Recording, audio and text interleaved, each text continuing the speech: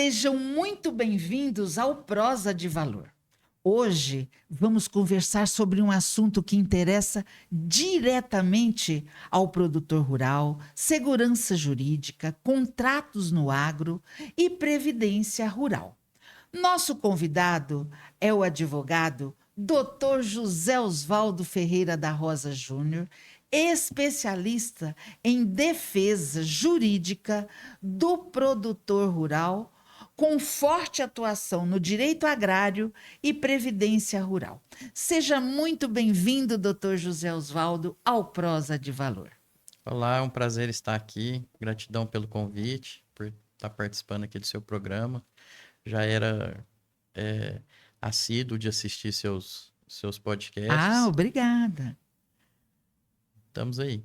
Então vamos lá. As nossas perguntas, doutor. Muitos produtores rurais fecham negócios apenas na confiança ou com um contrato simples. Aquela velho fio do bigode, né? Ainda tem disso.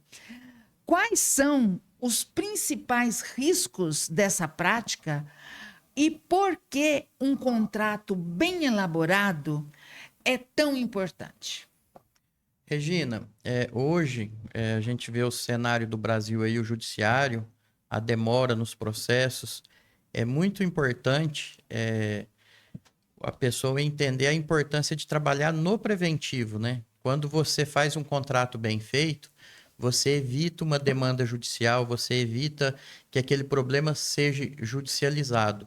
E um contrato bem feito, ele prevê N possibilidades. O produtor rural ele já tem que ser meio mago, né? Ele tem que saber quando vai chover, quando não vai, quando o dólar vai subir, quando não vai, para poder ter êxito na produção.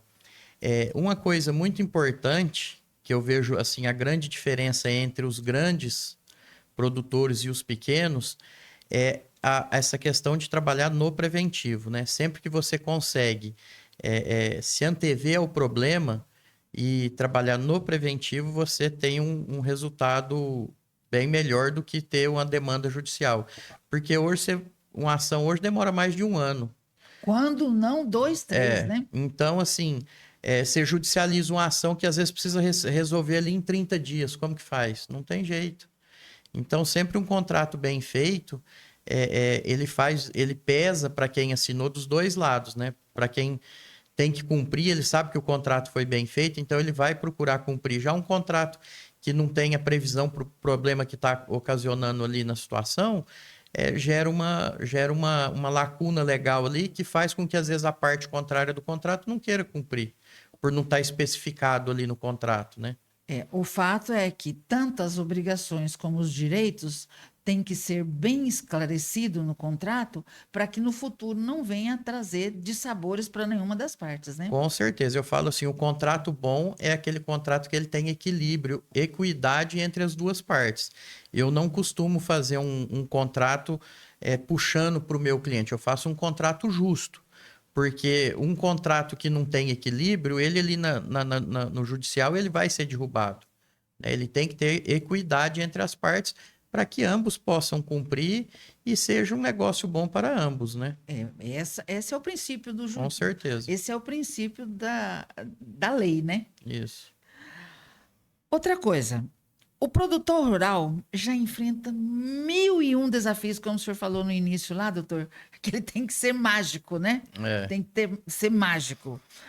E como a advocacia preventiva pode evitar prejuízos e problemas judiciais para esse produtor?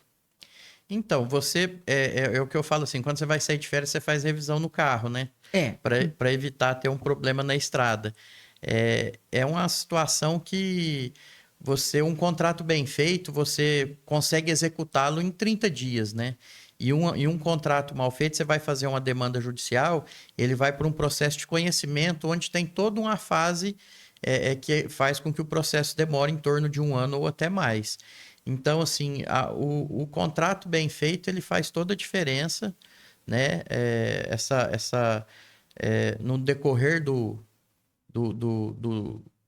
da prestação de serviço, do que se trata o contrato de arrendamento, contrato de parceria, né?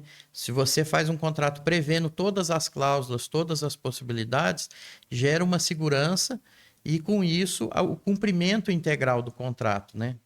Fica um contrato assim que se cumpre, né? Mais viável para ambas as partes, Isso. né? E pouca gente sabe, doutor, que um contrato rural pode influenciar diretamente na aposentadoria dessa pessoa. Como que essas duas áreas estão ligadas entre si? Então, o contrato ele é feito, né? Depois de cumprido, muitas pessoas não guardam.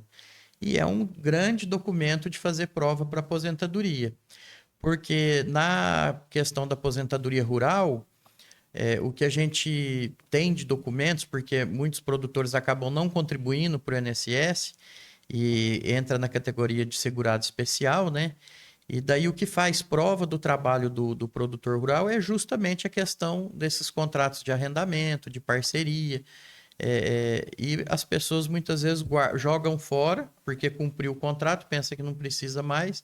E lá, quando vai aposentar, que vai preocupar com isso. É um problema que a gente passa muito no escritório com isso, né? Tem muita. Tem gente que tem uma vida inteira de trabalho e senta lá e só tem a mão calejada às vezes. E isso o juiz não aceita, né? A gente tem que ter documentos. Comprobatórios, né? É.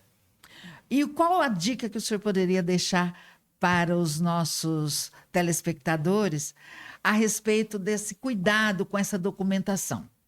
Para os antigos, ficou a dica, mas tem coisa que não dá mais para voltar no tempo. E para os que estão iniciando hoje a sua jornada profissional, qual a dica que o senhor daria com relação a essa questão desses documentos? Olha, a questão de documentação previdenciária é muito importante. Todo contrato que você fizer de arrendamento, de parceria agrícola, notas fiscais que você compra para o sítio, né, de materiais relacionados ao agro, outros documentos que também faz prova, certidões de nascimento de filhos, onde consta lá a qualificação dos pais, documentos dos pais da gente, né? Que é quando são trabalhadores rurais, também muitos vêm de família de trabalhador rural, então você já tem um início de prova, né? Que você vem de uma família de trabalhadores rurais, então quando você era jovem, você já trabalhava com os pais. Coisa de sindicato, atas de assentamento, a gente costuma usar, que faz prova que a pessoa está lá. A própria escritura de imóveis, apesar que assim no Brasil hoje praticamente ninguém tem escritura no nome, né? Fica só no contrato de compra e venda. Mas são alguns dos documentos que a gente costuma estar usando. A pessoa fazia uma pastinha e ir guardando ao longo da vida, né? Todo ano tira lá umas 2, 3 notas, guarda. Pagamento de sindicato, guarda. E que quando for aposentar, você não vai ter dificuldade, né? Então tá aí, fica a dica para quem está iniciando a jornada profissional no mundo do agro, ou até mesmo assim, dos meios que vocês vivem hoje, que seriam o rural. Guardem todos os documentos, que eles são preciosos para o futuro, né? Hoje, a gente sabe que muitos trabalhadores rurais estão passando por momentos de problemas gravíssimos de saúde. Quais os problemas de saúde que podem garantir benefícios previdenciários ao trabalhador rural e como funciona essas questões? Regina, é muito comum quando a gente vai a campo, acompanhar lá o produtor rural, a gente encontrar pessoas que têm não uma, mas duas ou às vezes três doenças que dariam a possibilidade dela aposentar mais cedo, que seria a aposentadoria por invalidez. O trabalhador rural, todos sabem, ele trabalha no sol, na chuva, carrega peso e isso exige muito do corpo. Em contrapartida, qualquer lesão que a pessoa tenha que limite o trabalho dela, que limite o labor dela, lhe dá um direito aí de aposentar. Se for uma doença que não seja reversível, dá a possibilidade de aposentar. O campeão de aposentadoria por invalidez no rural seria a coluna, né? Ah, por causa do esforço físico demasiado, né? Isso, carregar peso, né? Sacos de ração, né? É um trabalho pesado, né? Trabalho na roça. A gente que vem de origem aí de família de agricultor sabe como que é, né? Conhece essa história, né? É, Saco de feijão, de café, de milho, enfim, é. né? Então, assim, a coluna é campeã, mas são inúmeras doenças. Como eu falei, no dia a dia a gente atendendo no campo, na área previdenciária, é muito comum você se deparar com pessoas que têm pressão alta, que têm fibromialgia, Pois né? é, essa história da fibromialgia é polêmica, porque uns dizem que tem direito, outros argumentam que não tem direito. Explica para nós, o senhor que é o papa nesse assunto. Regina, a fibromialgia, ela é uma doença complicada porque ela não deixa sinal no corpo, né? Ela é uma soma de várias doenças e ela tem vários graus. Nessa questão do grau, que é muito importante, que vai determinar a pessoa conseguir aposentar por fibromialgia ou não, é o laudo, a perícia que o paciente faz, né? Como é feito o laudo. O laudo ele tem que ser bem descritivo, mostrando as reais limitações que a pessoa tem. É, do dia a dia, né? A fibromialgia ela causa limitações às vezes para o dia a dia da pessoa ali, tomar um banho, pentear um cabelo, as dores que causa. Tem que ser um laudo muito bem descritivo, que é o que gera a aposentadoria rural da pessoa por invalidez de fibromialgia. A maioria dos laudos que a gente pega aí, muitos só constatam, a pessoa tem fibromialgia, tá, mas ela tem, qual a limitação da fibromialgia? É isso que vai determinar, né? Então, assim, o produtor rural nesse aspecto tem uma vantagem, porque como é muito exigido do corpo, qualquer limitação que ela seja permanente, ela já gera a aposentadoria rural por invalidez, né? E tem também pessoas que têm, às vezes, alguma outra doença que ela é passageira, a gente consegue auxílio-doença, tem produtores que ficam aí, trabalhadores rurais que ficam 2, 3, 4 anos recebendo auxílio-doença, porque a doença causa limitação, ele não consegue trabalhar, é um direito dele estar recebendo aquele auxílio, né? E muitos melhoram e muitos a gente acaba, às vezes, convertendo aquele auxílio-doença que a pessoa recebe por 4, 5, 6 anos, depois de ser cessado o pagamento, a gente entra de novo. E daí, assim, depois de uns 6 anos, às vezes, dependendo do caso que a pessoa está no auxílio-doença, a gente consegue converter em aposentadoria rural.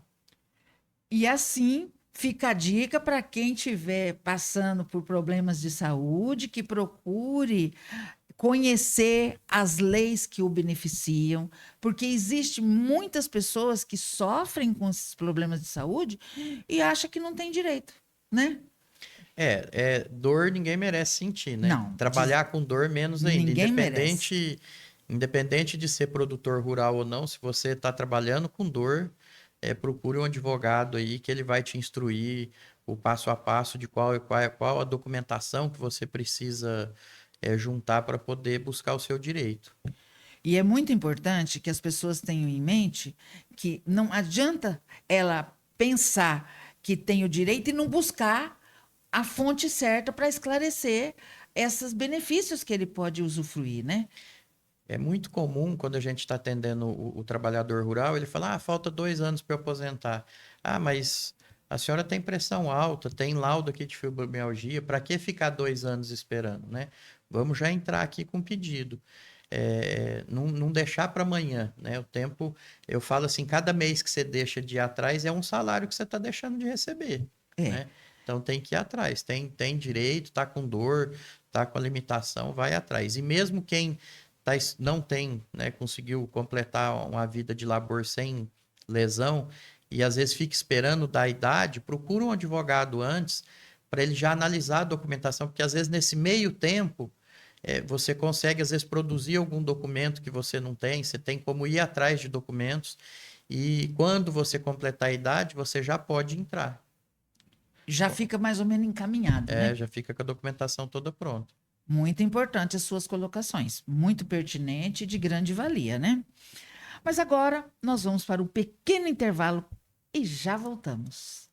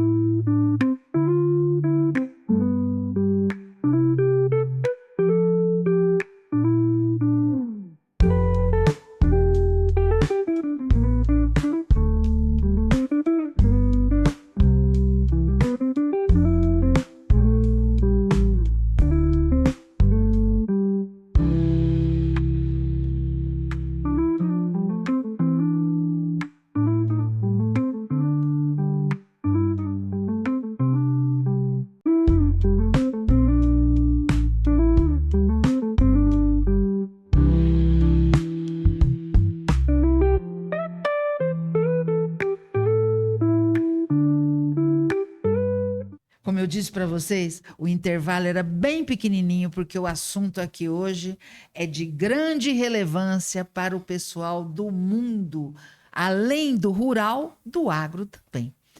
Doutor, é, hoje fala-se muito uma palavra que está super em moda, super em evidência, não só no contexto rural, mas também nas grandes empresas. As famílias hoje estão preocupadas com seus patrimônios. E parece-me que tem uma palavra aí que preocupa muita gente que desconhece o que significa realmente essa palavra. É a palavra holding. O que o senhor explica para a gente sobre holding?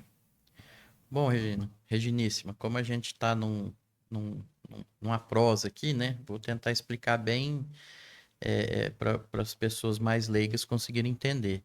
A holding nada mais é do que uma criação de uma empresa, né? Você constitui uma empresa, e isso é feito há décadas por grandes famílias, né? Quem tem muito patrimônio faz isso há muito tempo. Agora que caiu, vamos dizer assim, no gosto do povo, né?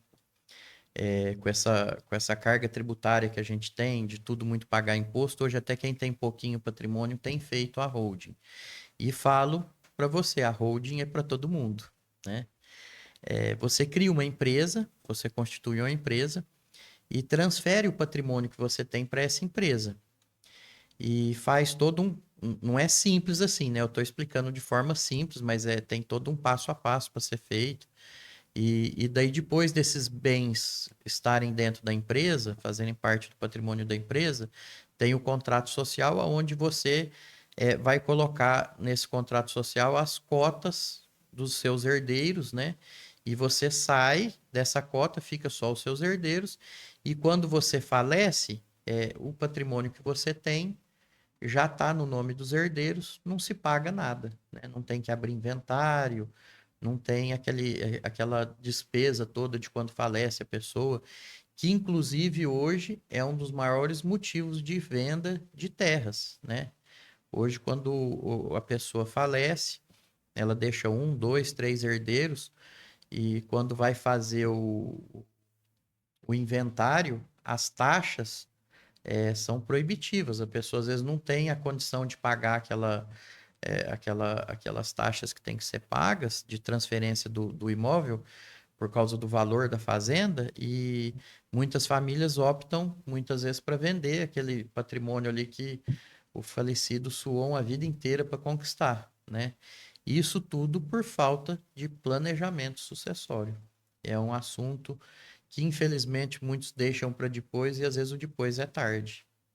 Eu entendo perfeitamente, porque como a gente orbita aí nesse meio, não só rural, como também do agro, uma das grandes preocupações das famílias hoje é a sucessão familiar. Uma, porque os filhos muitas vezes não querem assumir a empresa, a propriedade da família de longos anos, né? Porque vem de avô para pai, para filho. E, infelizmente, os filhos hoje querem cada um seguir a sua vertente de atuação. E com essa questão da holding, eles vão ter a facilidade de fazerem a divisão do patrimônio, mas vão ter que tocar o patrimônio, né? Automaticamente, né? Com certeza. O que eu falo que a holding é complicada, que às vezes a pessoa senta lá no escritório, eu quero fazer uma holding, e acha que é igual fazer um contrato. Não funciona assim. São várias reuniões que a gente tem que fazer, porque existem vários modelos de holding, né? Tem holding patrimonial, a gente tem que entender a real função do que vai ser. Então, por exemplo, como você falou, tem gente que às vezes não quer tocar o negócio da empresa. Se a gente sabe que com o falecimento vai ser vendido, tem que ter todo um cuidado, porque é o valor do bem, como você vai estar passando. Se você ali para frente vai querer vender aquela terra, você tem que já atualizar o valor dela para não gerar ganho de capital. Então, assim, são N detalhes, né? Que você tem que estar fazendo uma reunião com a família para entender o que cada herdeiro vai querer fazer, se vão dar continuidade ao trabalho do pai ali, da família, né? No caso aí das propriedades rurais, se vai ser dado continuidade, se pensam em dividir. E sem falar nas garantias que a holding traz, no caso aí de comunicação de bens, né? Porque hoje você tem um filho, o filho casa, esse patrimônio da holding não se comunica com os bens do casamento. Então, é um bem que você tem anterior já ao casamento. Então, se você separa, aquele bem não faz parte da divisão. Então, além de não pagar a taxa aí na questão do inventário, aquelas despesas todas que o inventário gera, ele gera essa segurança de ser um bem que você sabe que vai ficar ali com os seus filhos, que não vai ser compartilhado. Interessante, eu não imaginava que fosse assim. Eu não sabia dessa informação. Então, a holding é uma das vantagens, mas são inúmeras, inúmeras. O importante mesmo é assim, é a pessoa que vai procurar um advogado para fazer uma holding e entender a grandiosidade que é isso, porque a holding bem feita, ela salva um patrimônio grande aí da família, né? Ela evita brigas judiciais, porque você já divide praticamente em vida, né? Mas é muito importante entender a real função daquela holding, né? Por exemplo, tem holding patrimonial, tem holding empresarial. Você tem que ver o que é a necessidade de cada família para você conseguir constituir a holding do jeito certo, para que quando aconteça o falecimento, a passagem dos bens, não tenha nenhum atrito, nenhum problema. Sem contar que com a holding você minimiza muito estresse no futuro, né? Ah, com certeza. É um momento difícil, né? Que você já está ali sofrendo um luto. Infelizmente, se tem inventário, se tem testamento, tem prazo, testamento tem prazo para abrir. Você está ali naquele momento ali que você fica uns 30 dias, às vezes 60 dias atordoado, vai da convivência que você tinha com a pessoa falecida, né? E você, além dessa dor do luto, você de repente tem que assumir uma fazenda, É complicado. funcionários, cumprir contratos, né? Quantos contratos que a gente assina que faz o herdeiro cumprir o contrato, né? Então, tem muita coisa que às vezes os pais estão assinando aí que vai sobrar para os filhos terem que cumprir. Então, é importante. É. Lembrando, né, que qualquer responsabilidade ela vai até o valor do contrato, ninguém paga do bolso, né? Isso é interessante também. Muito boa a sua colocação e pertinente.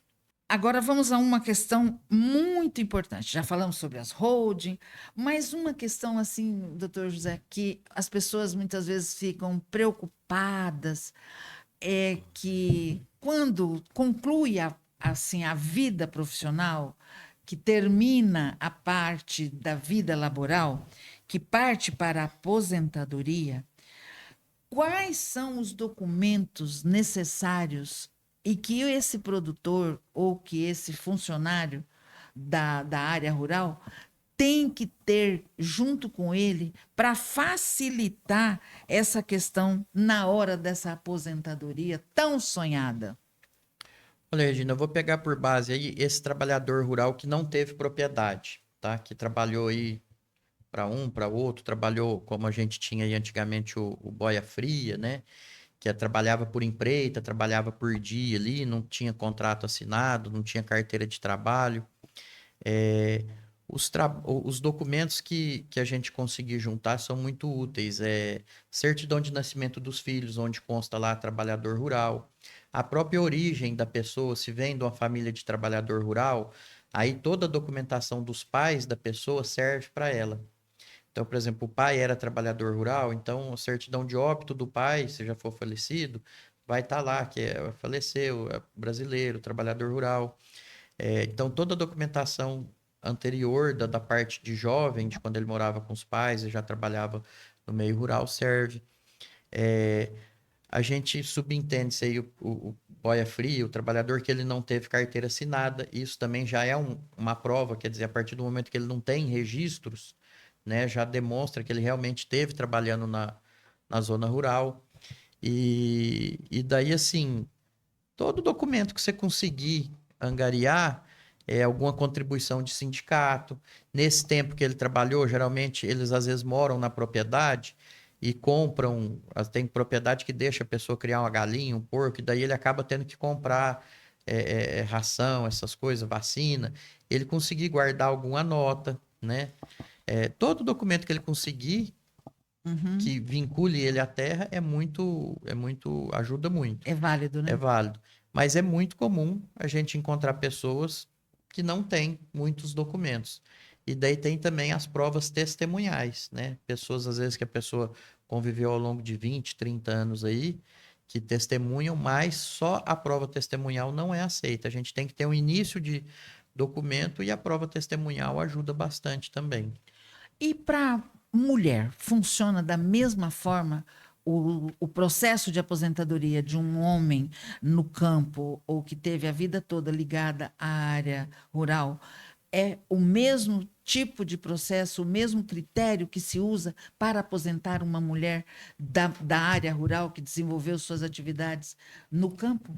Reginíssima, no rural, na aposentadoria rural, tanto o direito do homem como da mulher pode a documentação de um ajudar o outro. O de praxe é a mulher conseguir aposentar com a documentação do marido, porque ela acompanha o marido na roça, na lida, né? É o trabalho em família ali. Então, toda a documentação do homem serve para aposentar a esposa. Até quando o marido, geralmente, às vezes aposenta mais cedo, você consegue aposentar a esposa com o próprio documento do marido, com a documentação do marido.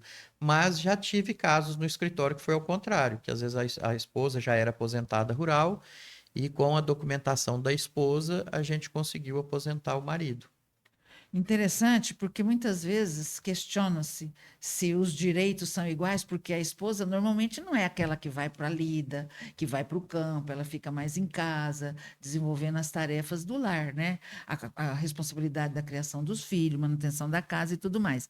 Então é importante que as pessoas saibam que é a mesmo protocolo, os mesmos exigências para o sexo masculino são as É, mesmas para o é sexo um feminino. direito extensivo que a gente fala, né, no direito. É um direito extensivo porque, por mais que às vezes ela não esteja na roça ali o tempo todo, mas ela mora na roça, ela acaba cuidando ali do quintal. Geralmente a horta fica por conta da esposa, né? É, Assim, a criaçãozinha de galinha, cuidar dos porcos ali, acaba ficando alguma coisa para ela também, né? E aquele dia a dia da roça, de morar longe da cidade, de tudo que precisa, depender de estrada, estrada de terra, atoleiro, ela acaba, de certa forma, compartilhando aquele sofrimento do campo com o marido, né? E aonde a justiça reconhece isso, né? E permite que a prova de um sirva para outro, né? importante, Um acaba ajudando o outro nesse quesito aí de provas. muito bom. Doutor José Oswaldo, a gente tem conhecimento de que hoje existe uma grande parte dos produtores rurais que estão com o de endividamento até lá em cima. E a gente sabe que muitas vezes não é por questões deles, são os intempéries que não dão uma boa safra, a questão da economia do país, a questão da demanda e a oferta. E isso tem acarretado grandes problemas na questão financeira de endividamento dos proprietários rurais. E existe hoje, dentro do direito, algumas assim, alternativas, algumas saídas para esse produtor que hoje está literalmente comprometido com dívidas. Reginíssima, é bem polêmico isso aí, né? A gente está tendo um avalanche aí de recuperações judiciais do meio rural. O que é preciso separar nessa questão é a seguinte: quando o produtor rural ele pega dinheiro emprestado, né, faz uma cédula, ele assume um risco, né, de empréstimo ali. Só que esses valores eles podem ser prorrogados casos de frustração de safra, né? Tem toda uma documentação que o produtor tem que juntar. O que tem acontecido é que tem misturado muito assim aquele produtor que não vinha conseguindo produzir, é, questão de falhas, né? De cuidados e entra com a recuperação judicial. A recuperação judicial suspende toda as dívidas que a pessoa tem por 6 meses, né? Ela entra num processo de recuperação para poder saldar todos os credores, onde é analisado pelo juiz. Eles costumam ver o que tem de conta para pagar e o que tem de patrimônio para ver a possibilidade de haver realmente a recuperação, né?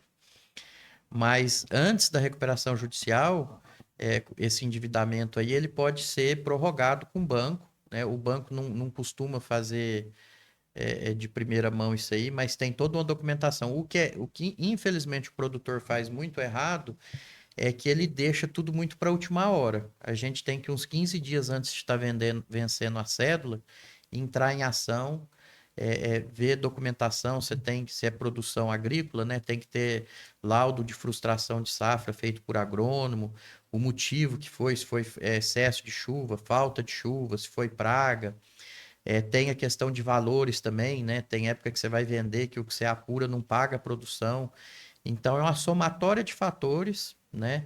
Tem caso de incêndio, né? De pegar fogo, que perde a lavoura. É comum. Então, assim, cada caso você tem que analisá-lo, né?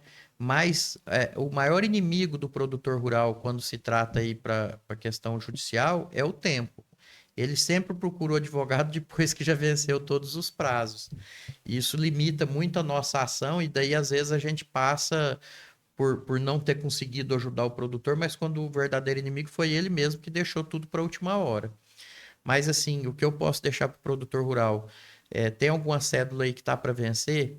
Você já sabe que não vai conseguir pagar. Já procura um advogado. Explica o que está acontecendo para ver se foi uma frustração de safra. Ele vai te orientar toda a documentação que precisa para você encaminhar para o banco. E muitas vezes, mesmo o banco negando, né, essa prorrogação, é um direito amparado, tá na Constituição, lá no Estatuto da Terra, né? Ele pode prorrogar isso aí. Às vezes acontece sim do banco negar e a gente judicializa a ação e consegue reverter. O importante nessa negociação, que nem sempre o banco faz do jeito certo, ela tem que ser uma prorrogação que caiba no bolso do produtor. Não adianta pegar, às vezes, a parcela desse ano e juntar com a do ano que vem para ele pagar, porque daí ele vai ficar com duas parcelas para pagar, sendo que esse ano ele já não conseguiu pagar uma, né? O banco nem sempre negocia de uma forma que caiba no bolso do produtor rural.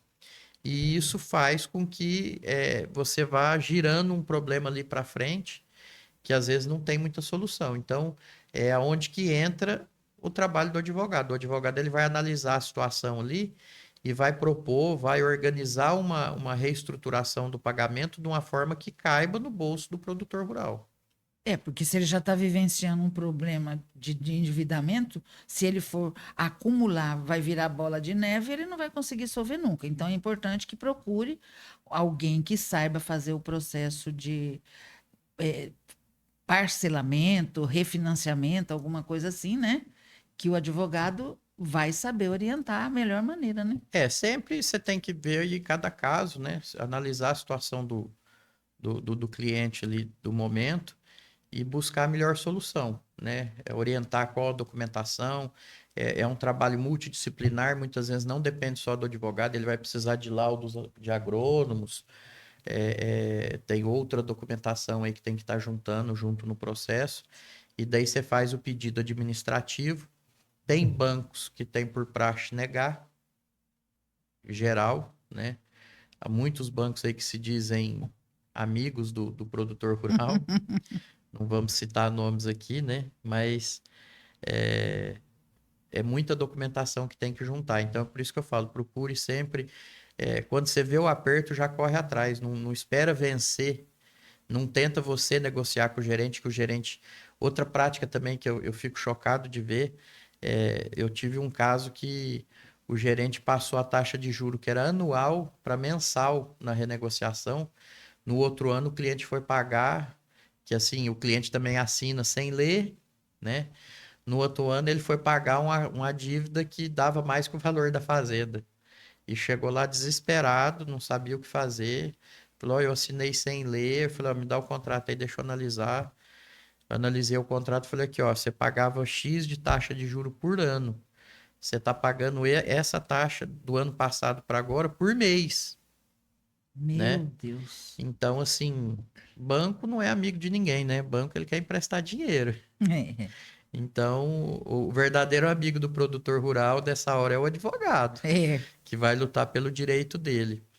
E não é um gasto, né? Muitos veem como gasto pagar um advogado. O advogado, ele no final, o que ele te salva aí, ele faz valer o honorário dele, né? É um investimento, não é um gasto.